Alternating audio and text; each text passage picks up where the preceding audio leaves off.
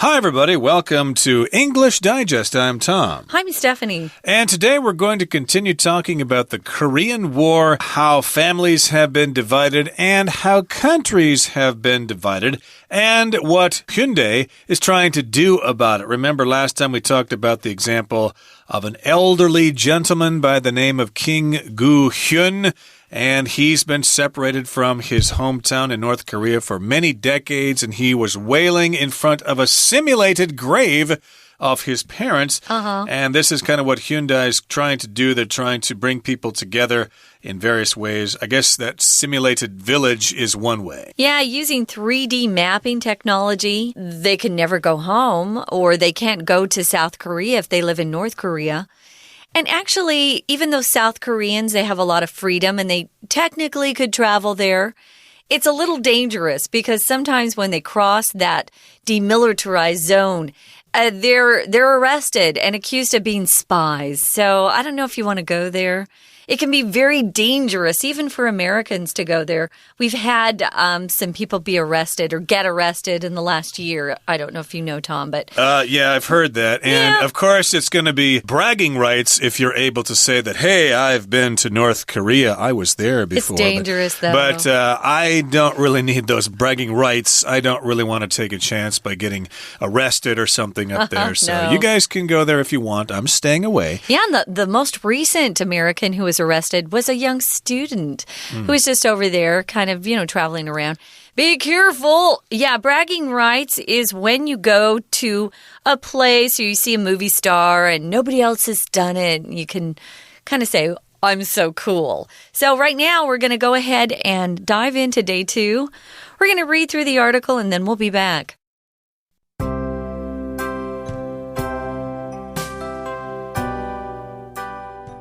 The Korean War saw nearly 5 million casualties and thousands of people displaced from their homes.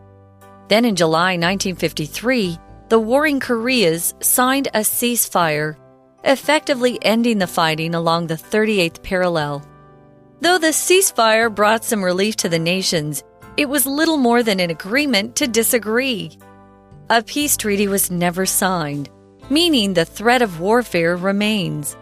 One outcome of the ceasefire was the Demilitarized Zone, DMZ, a 2-mile-wide expanse of land along the 38th parallel. As the most heavily militarized border in the world, the DMZ separated any displaced family members for good. This figurative Iron Curtain meant that most of them would never meet again. Some lucky families, however, are allowed by the Korean governments to have brief reunions during times of relative peace. Families are chosen to attend through a random computerized lottery. Last October, Lee Ok-yun, an 88-year-old South Korean woman, received word that she would be reunited with her husband, whom she hadn't laid eyes on for 65 years. At the same reunion, Kim Ok-ya, a 72-year-old South Korean woman, wept upon seeing her elder brother. After he had been forcibly recruited into the North Korean army in 1951, Kim spent more than half a century believing her brother was dead. The families get a mere 12 hours to relive the past 65 years. Though the occasion is supposed to be a joyful one, they are constantly on guard, fearful of spies, and cautious not to speak out against the strict North Korean regime. Indeed, the families often leave, wondering if their brief visits even constitute reunions. On the contrary, most agree that the reunions are more of a farewell, the final blow dealt by a forgotten war that's torn their lives apart. Okay, the time has now arrived for us to discuss the contents of today's lesson. Let's continue talking about some of the statistics concerning the Korean War. The Korean War saw nearly 5 million casualties and thousands of people displaced from their homes. We're not saying the war saw these things literally. It just means we got to see these things. These things happened. 5 million casualties. A casualty is when somebody is injured or killed in a war or maybe even an accident. Okay, so that just means people were hurt or killed. And also, lots of people were displaced from their homes. If you're displaced, that means you can no longer stay where you were. You've got to go someplace else. In a sense, you are a refugee. Yeah, you have to move from your home or your usual place. Now, back then in July 1953, the warring Koreas, if two places or neighbors or even family members are fighting, will often use this adjective. They were warring. Well, these two countries really were. The warring Koreas signed a ceasefire. A ceasefire is an agreement that says, okay, we're going to stop shooting and you're going to stop shooting. So you agree to stop fighting with real bullets, okay? So you stop shooting and, blowing things up using bombs, things like that. The ceasefire effectively ended the fighting along the 38th parallel. So they stopped the actual fighting, although really the war never ended, did it? Not really. And yes, it's not right on the 38th parallel. That changed during the war. At one point, the Chinese invaded from the north and the UN were forced way down in the south there. They almost lost everything and then they pushed back and basically it was about half and half by the time ended. Pretty much back to the 38th parallel, but not exactly.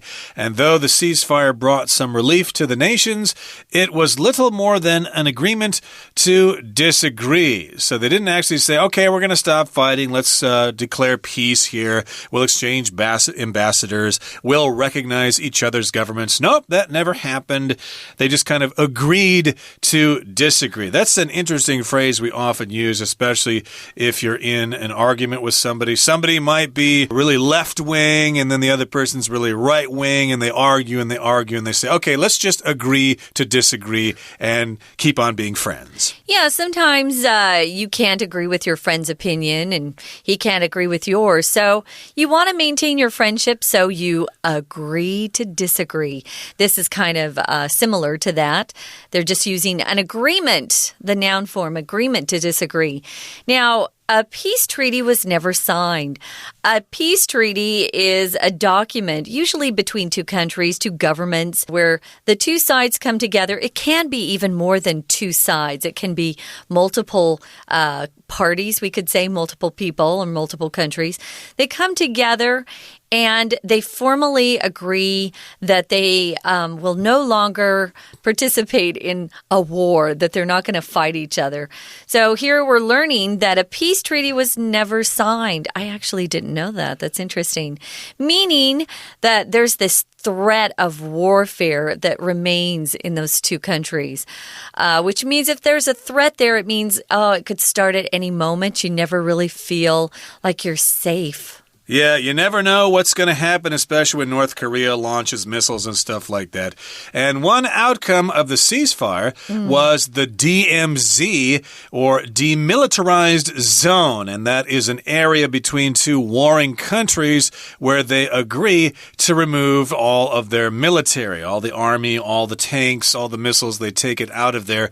And yes, indeed, the Demilitarized Zone between the Koreas is pretty much empty there. And if one or the other country sends troops in there, that is an act of war. There's going to be big trouble there. Yeah, very big trouble. When you talk about something being an expanse, it means kind of a wide or a big area. Here we're just talking about this particular demilitarized zone, what it looks like. It's an area. It's usually land or sea, but it's usually symbolic or it references a wide, continuous surface that you can see. So an expanse of land. There's an expanse of desert in my hometown where I grew up. There's just lots of land with there's an expanse of cornfields where I'm from. That's true. We both have a lot of land in the states where we grew up where there's not a lot of people. Okay, so it was a pretty big area, a 2-mile wide expanse of land along that 38th parallel. Now, it's the most heavily militarized border in the world. as most of you know, if two countries are side by side and are not separated by an ocean, then you have to come up with this border, this line in the earth or the dirt that kind of separates those two countries. You have to decide where your country starts and where your country ends. That's the border. Well, it's very heavily militarized, which means it has a lot of soldiers along the border who have big guns, and so it's well protected, well guarded. It certainly is. So that, of course, is a militarized border, even though it's called the DMZ. But again, it's empty there, but they've got their guns and their tanks and their missiles and their howitzers or whatever pointed at each other just outside the DMZ. And, of course, that DMZ is big trouble for family members. It has separated displaced family members for good. For good just means forever. It's never going to change. Hopefully it will someday. We don't know how long the North Korean government is going to last, but this figurative Iron Curtain meant that most of them would never meet again. We've got the term Iron Curtain. That was the division between East and West in Europe there, between communist countries and Western countries. The Iron Curtain went right down Germany there. There was East Germany and West Germany. That's the Iron Curtain there. This is a figurative Iron Curtain. There isn't actually Iron Curtain there, but it's very much still something that they can't cross over, but it's figurative. It doesn't really exist. Yeah, although there are big offenses there and lots of military that are, just on that border stationed to kill you if you come over where you're not supposed to be. I think that the North Koreans could come into South Korea and not be killed. But I don't think it works the other way around. Right now, guys, we're going to take a brief little break here. We might even have a snack, and then we'll be back. Hi, everyone. My name is Jenny. 今天我们继续来看第二单元。好，我们在提韩战，提南北韩。其实韩战这个在历史上它的地位，应该是说它造就了今天两个国家。这个第一句话就提到 The Korean War saw nearly 5 million casualties。 好，到这里为止，那个 saw 我们先注意一下， see 这个动词是看见，可是呢，如果你的主词不是一个人，而是一个事件，是一个时代，然后你用 see 这个动词，它的中文就相当于见证，也就是这个历史事件它见证了什么？它见证了有这么多人伤亡离开家园。那我们还要注意，就是像这句话里面的这么多的人500万的人伤亡，上千人被迫离开家。好，那被迫离家这个 displaced 接在 people 的后面，它其实是一个过去分词。我们也了解咯，虽然 see 这里是当作见证，但是它还是一个感官动词，感官动词后面加受词，受词后面加补语，所以说其实这个 displaced 过去分词是一个补语，修饰的是 people， 也就是这些人是被迫离开了家乡。那我们继续往下，下面呢，我们知道当时两韩签署了停火协议，所以呢，就会有一个北纬38度线，然后分开两边。不过啊，这边提到了说，当时签的这个 ceasefire， 也就是停火协议呢，也不过就是 an agreement to disagree。这个倒是蛮有趣的。我们看他玩的文字游戏啊。An agreement 是一个表示两个人双方签订的协议，但是这个协议却是说你可以保有不同意见，所以虽然是一个两方都同意的协定，可是其实是各自表述。下面就说到了这个38度线这边有一块的区块，这个范围它是一个非军事区。我们来看它用到了这个字 demilitarized zone，当然我们把它缩称为 DMZ。 我们看到 demilitarized， 我们知道 military 那是军事的，是军队，那 D 这个字首其实就是代表 away 去除，所以你也可以了解，从字面上就看得出来，这是一个去军事化的一个区块。 Stay tuned, we'll be right back.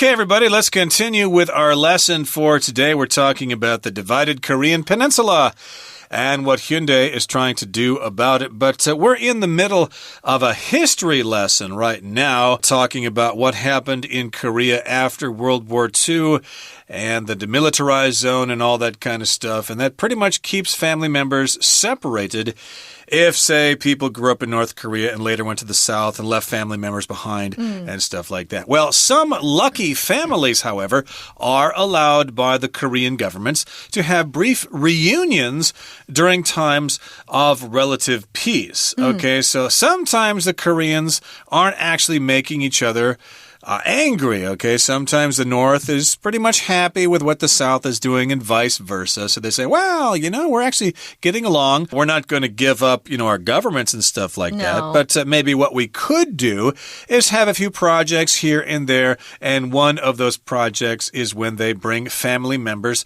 together, especially if they have been separated by that nasty war and the situation over several decades. Yeah, kind of tough, right? Well, they've got this weird system, guys, where families are chosen to attend these brief reunions when there's some relative peace. It's not complete peace, of course.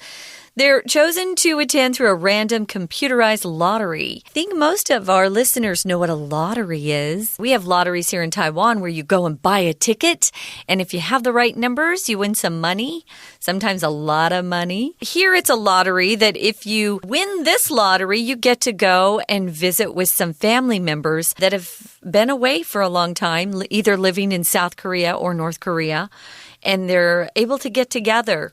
I love reunions. Those are so fun. But can you imagine a reunion with family members you haven't seen for 70 years or 50 years? Crazy. Gotta be pretty weird. That went on in the 80s there when people here in Taiwan, especially if they had come from mainland China over to Taiwan during the war there, they were given permission to travel up to China. Oh, that's true. So they had some family reunions then. That's now very commonplace nowadays.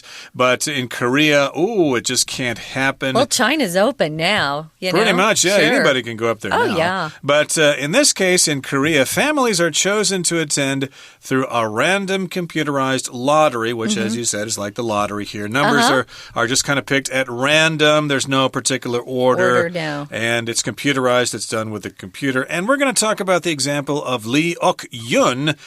She's an 88-year-old South Korean woman. She received word. Let me mention her Chinese name is do please. Li Yuyan. Li Yuyan. Yeah. Okay, so that's Lee Ok-yun. Forgive me if I've mispronounced it in Korean here, but I imagine the Koreans don't expect Americans to be able to pronounce their language perfectly. But in any case here, she's already 88 years old, and she received word, or she received news, that she would be reunited with her husband, whom she hadn't laid eyes on for 65 years. Yeah. That's a long time not to see your husband, and I probably suspect that she probably doesn't expect him to have been faithful to her. He probably got remarried. Yeah. In any case, they could still see each other. They can still lay eyes on each other. This phrase, to lay eyes on someone, is when you see someone, but usually in a romantic situation. I fell in love with you the first time I laid eyes on you. Or if maybe you're dating someone and your boyfriend's a little jealous and he says, I know you went and saw your old boyfriend. You could say, I haven't laid eyes on him for 2 months. So it's just to see someone personally. Now, at the same reunion, there was someone else, this Kim Ok-ya, a 72-year-old South Korean woman who wept upon seeing her elder brother. Now, her name in Chinese is Jin Yu-ci. So she was happy to be reunited with her older brother or elder brother. They both work. That would have been a great reunion. And very sad that they had to be separated all those years.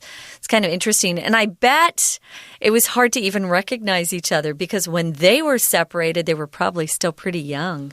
Right, and they're not that old. She's only 72, and so she probably still has some pretty good memory, and she can still remember what he looks like. He's as handsome as the first day I saw him. And after he had been forcibly recruited into the North Korean army in 1951, Kim spent more than half a century believing her brother was dead. So he was recruited into the North Korean army. To recruit means you basically hire someone in the armed forces, the Army, the Navy, the Air Force. You're recruited. If you're brought into the Army against your will, if you have to do it, we say that you are drafted. And I guess in North Korea, I guess being recruited into the Army is the same thing as being drafted. He probably didn't have any choice there. Well, it says forcibly recruited. Yeah, drafted basically. Yeah, there's no choice there. Now, the families, sadly enough, only get a mere 12 hours. Mere means only. 12 hours to relive the past 65 years. If you relive something, guys, it means you go through an experience or a feeling. A lot of times we use this in a negative way, an unpleasant experience or feeling, just in your own mind or imagination. They probably just talked about what it had been like for them for the past 65 years. Now, though the occasion or this event, this occasion is supposed to be a joyful one, that's what they hope it would be, filled with a lot of laughter and joy. They're constantly on guard. If you're on guard, you're very careful and you watch what you say and watch what you do, because it might get you in trouble if you do or say the wrong thing. They're fearful of spies. Maybe there's a spy among them that's listening to their words. And they're cautious, or they're very careful, that's what cautious means, not to speak out against the strict North Korean regime. A regime is a government that takes control of your lives. They're very forceful. You don't have freedoms in a regime. Yeah, regime is a government, but as you said, it's more a government of some kind of dictatorship or some kind of a place that has single power from one person, a regime. And indeed, the families often leave wondering if their brief visits even constitute reunions. It's only 12 hours long. And I also remember hearing some comments from the South Koreans. They say, oh, they've been so brainwashed. All they do is talk about their great leader, and they don't really talk about anything that we're interested in. Interesting. So it's like, I guess they say it's kind of like a political education session or something like that, and not so much a family reunion. Well, their family members in North Korea are probably afraid to do anything but what they're told to do. They could, they could face death. Well, that's kind of like in line to what we're saying. They have to be cautious. They have to be on guard and stuff. So sad. So they're not really sure if these visits constitute reunions. Here, constitute just means to actually be something or compose something or comprise of things to make a whole. On the contrary, just means just the opposite. They're not reunions. Most agree that the reunions are more of a farewell. It's probably the last time that some of these family members will see each other. Actually, it probably is, because they're that old, yeah. It's a lottery. So they don't exactly get to choose when they have a reunion. The odds are that their numbers won't be picked again because they do this through a computerized lottery. So a farewell is just a point in time when you say goodbye to someone. It could be a farewell, maybe for a couple of years, maybe for farewell of a couple of weeks. Maybe it's a final farewell. We talk about funerals being a final farewell to our friends and loved ones. Here it says the final blow that's dealt by a forgotten war that's torn their lives apart. So it's almost like these reunions are just another bit of mistreatment. It's kind of a hard thing or a terrible tragedy they have to go through, even to have these reunions, which are very sad. Yeah, the final blow, that's kind of similar to the last straw, but indeed, that's where it hurts the worst there. Yeah. These countries have been torn apart. Their lives have been torn apart. You can tear a piece of paper apart. And that's what to tear apart means, and hopefully someday this problem will be resolved, but I don't think it's going to be resolved before these people pass away. So unfortunately, though, or I should say fortunately, at least they have those 12 hours, and some people do get the opportunity. Yeah, to at least see their loved ones before they move on. and they die. So it's kind of a very sad story. We hope that in the not too distant future that North Korea will free up and people will be allowed to go back to, a life with freedom. Right now, guys, we're going to listen to our Chinese teacher. 我们继续来看，我们说到南北韩之间中间隔着一块非军事区。接下来呢，就来看有一点比较特别的，就是他这边说到的南北这个双方国家的人民就不能再见面了。似乎是如此，可是呢，有的时候南北韩政府呢，他会批准某一些幸运者，然后能够呢，在某一个相对的和平的时期里，然后进行短暂的重聚。我们知道重聚是 reunion， 好，这个字当然也很简单，我们知道 re 就代表 again， 所以说这样子的意思就表示再度的聚会，再度的团圆。字根字首我们把它分开之后，我们知道有个动词是 unite， 那就表示团结在一起。那 reunite 就是再重新团结在一起，它的名词形式就是这个字 reunion。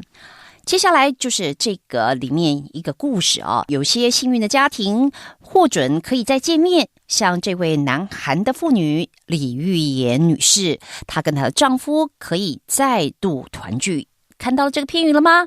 Be reunited with her husband。 除了她之外，还有另外一名72岁的南韩妇女，她叫金玉慈，那她也可以跟她的兄长再度聚会。看到她见面的那一瞬间，她说 wept upon seeing her elder brother。 我们知道这也是一个常见的介系词 upon 它如果后面呢会加一个动词，那一定是要动名词。介系词当然加动名词，但是它的解释就是在那一刻，在那一瞬间，在那个时候，一怎么样就怎么样。所以等于说，你如果想到别的片语 as soon as， 这也表示一怎么样就怎么样，只不过 as soon as 那是要接一个子句的，它算是一个连接词的片语哦，你后面就接子句主词动词。那如果是 upon， 那当然就是动名词了。我们看完这边感人的故事，最后这里我们就说到，像这些家庭呢，它是有12个小时可以去重温过去他们相聚的岁月。不过这个场合究竟是悲还是喜？